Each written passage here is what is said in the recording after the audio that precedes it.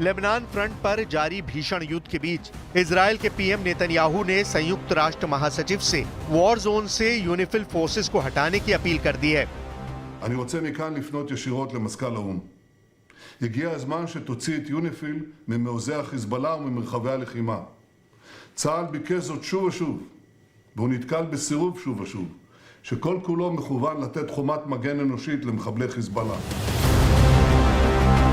Israel और Lebanon border पर तैनात यूएन पीस मेकर फोर्स पर लगातार हमले हो रहे हैं। 10 अक्टूबर को भी एक सैनिक को गोली लगी थी, जिसके बाद पश्चिमी देशों ने इजराइल से सफाई मांगी और यूएन पीस फोर्स को निशाना बनाने से बचने की फटकार भी लगाई थी, जिसका जवाब देते हुए नेतन्याहू ने यूएन से अपील की है। हालांकि नेतन्याहू ने पश्चिमी देशों को क्लियर कर दिया है कि इजराइल की जगह हिजबुल्लाह को यूएन को शील्ड बनाने से रोकना चाहिए। הסירוב שלך לפנות את חיילי יוניפיל הופך אותם לבני ערובה של חיזבאללה. זה מסכן גם אותם וגם את חיי חיילינו. אנו מצרים על הפגיעה בחיילי יוניפיל, ואנחנו עושים כל שביכולתנו כדי למנוע פגיעה הזאת. אבל הדרך הפשוטה והמתבקשת. ब्लू लाइन पर मौजूद यूएन फोर्सेस को कवच की तरह इस्तेमाल कर हिजबुल्लाह इजराइल पर बड़े हमले करने में कामयाब हो सकता है।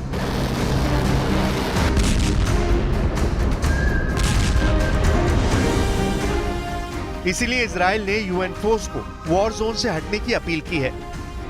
इसकी वजह गजा में इजराइल में शुरू हुए हमले भी हैं, जहां इजराइल पर जोरदार पलटवार शुरू हो गया है।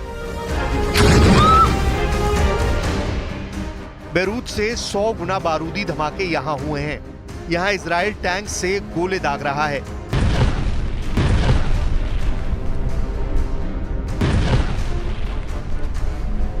जंगी जेट से 20 टन के बम बरसा रहा है।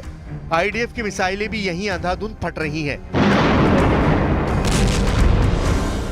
ये जबालिया है। हमास यहां युद्ध में पूरी तरह परास्त हो चुका है, मगर इजराइल के हमले रुकने का नाम नहीं ले रहे। जबालिया के चप्पे चप्पे को नेतन्याहू आर्मी ने खंडर बना दिया है।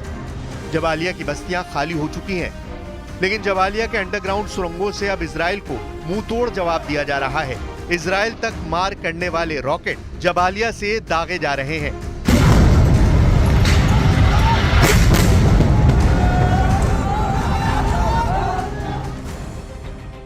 गाजा से इजराइल पर शुरू हुए हमले ने वॉर जोन में बहुत बड़ा ट्विस्ट ला दिया है। हमास के काउंटर रॉकेट अटैक तब शुरू हुए जब इजराइल की सेना ने बेत हनून, जबालिया और बेतलाहिया इलाके को गाजा सिटी से काट कर अलग कर दिया है।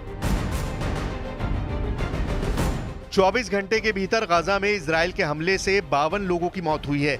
128 के करीब लोग घायल हुए हैं, जिसके बाद गाजा युद्ध में मौत का आंकड़ा 42,000 के पार जा चुका है। लड़ाई भीषण होती जा रही है।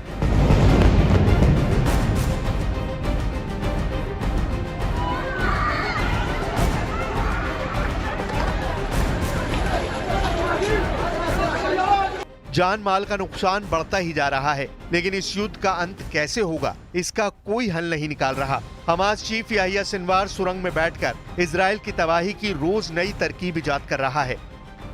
हिजबुल्लाह के नए चीफ नईम कासिम इजराइल से नसरल्लाह की मौत का बदला लेने का प्लान बना रहे हैं। ईरान इजराइल के खिलाफ मोर्चा खोलने का ऐलान कर चुका है। बेरूत हमले में नसरल्लाह के साथ मारे गए ईरान के कमांडर अब्बास नीलफरोशान के अंतिम संस्कार का बारूदी प्लान बनाया गया है। ईरान अपने कमांडर के अंतिम संस्कार से पहले उनके शव को इराक के करबला और नजफ में ले जाएगा। इराक में कमांडर के जनाजे को दिखाकर ईरान शिया मिलिशिया ग्रुप्स को युद्ध में पूरी तरह से कूदने की गारंटी भी ले लेगा। कमांडर के शव को इसफान में दफनाने से पहले तेहरान में जुलूस भी निकाला जाएगा। ईरान शिया आर्क यानी उन सभी देशों को जहां शिया मुस्लिम ताकतवर हैं, उसको युद्ध में शामिल करने पर जोर दे रहा है। शिया आर्क के जॉइंट अटैक से इजराइल को हराने का प्लान विनाशकारी हो सकता है, क्योंकि जब कई दुश्मन इजराइल को घेरेंगे तब इस युद्ध में अमेरिका का आना तय हो जाएगा। सुपर पावर का युद्ध में आना ही कई मुल्कों की बर्बादी की वजह बन सकता है।